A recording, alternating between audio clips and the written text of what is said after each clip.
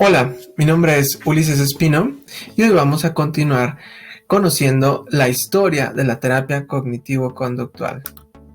Nos vamos a centrar en el estudio de la segunda generación.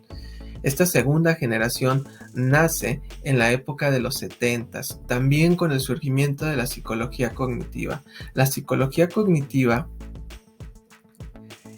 es el estudio de cómo el ser humano aprende, pero agrega a este estudio que inicia con el condicionamiento basado en un proceso de estímulo-respuesta, agrega el componente del procesamiento de la información, es decir, cómo la información llega al ser humano y cómo la procesa.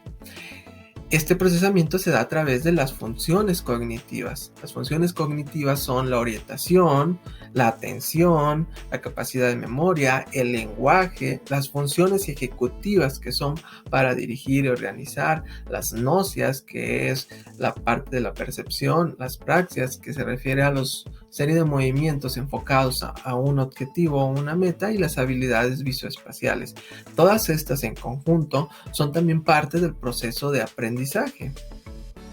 La segunda generación de terapias cognitivo-conductuales postula que estas creencias, pensamientos, expectativas y atribuciones, entre otros fenómenos cognitivos internos, son los causantes de los problemas emocionales y conductuales. Y aún más, también nos dice que es muy probable que algún trastorno o condición tenga algún déficit o alguna disfunción cognitiva específica, es decir, que el malestar se puede observar también o se expresa también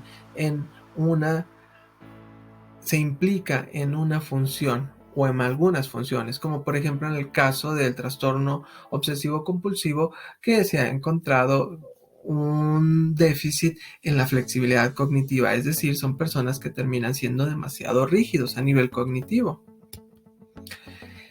Entre las aportaciones más grandes de esta segunda generación destaca la capacidad para generar datos experimentales, ya que crearon protocolos de tratamiento, es decir, básicamente una serie de estrategias similares se pueden utilizar de manera similar con pacientes que tienen el mismo diagnóstico, como por ejemplo los pacientes de depresión, pues tienen un tratamiento muy similar. Esto ayuda a revisar si estos tratamientos están funcionando o no funcionan, y se pueden comparar con otros tratamientos en ensayos clínicos, en grupos de personas que tienen diferentes tratamientos o que tienen unos que no llevan ningún tratamiento, para compararlos y controlar el proceso. Sin embargo, esta terapia, entre las limitaciones que tiene, o más bien esta segunda generación de terapias, las limitaciones que tienen es que se basan en intentos de control, reducción o eliminación de estos eventos cognitivos internos, y en algunas ocasiones se ha observado que pueden producir efectos contrarios de rebote, las famosas recaídas. Sin embargo, esto en realidad no es tan malo, porque puedes identificar cuando un tratamiento está sirviendo o no sirve. Y es aquí donde podemos decir que estamos trabajando ya con una disciplina basada en evidencia, con una disciplina realmente científica. En esta segunda generación podemos hablar básicamente de 4 terapias principales.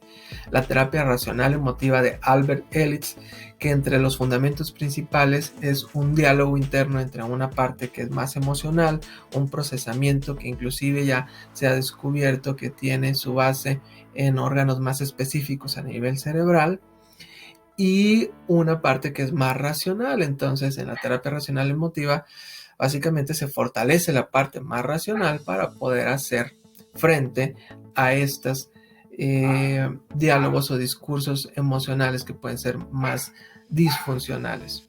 La terapia cognitiva de Aaron Beck se basa en identificar distorsiones cognitivas de la realidad, es decir, errores de pensamiento o de creencias que están creando un malestar o una patología emocional o psicológica. Otra terapia es la resolución de problemas de Surrilla y Goldfried. Esta, entre otras cosas, ayuda al individuo a crear una serie de pasos para resolver un problema y enfrentar la realidad de una manera más objetiva. Y otra terapia de esta generación es el entrenamiento por inoculación del estrés de Donald Meishbaum. Pues hasta aquí es lo que podemos hablar de la segunda generación.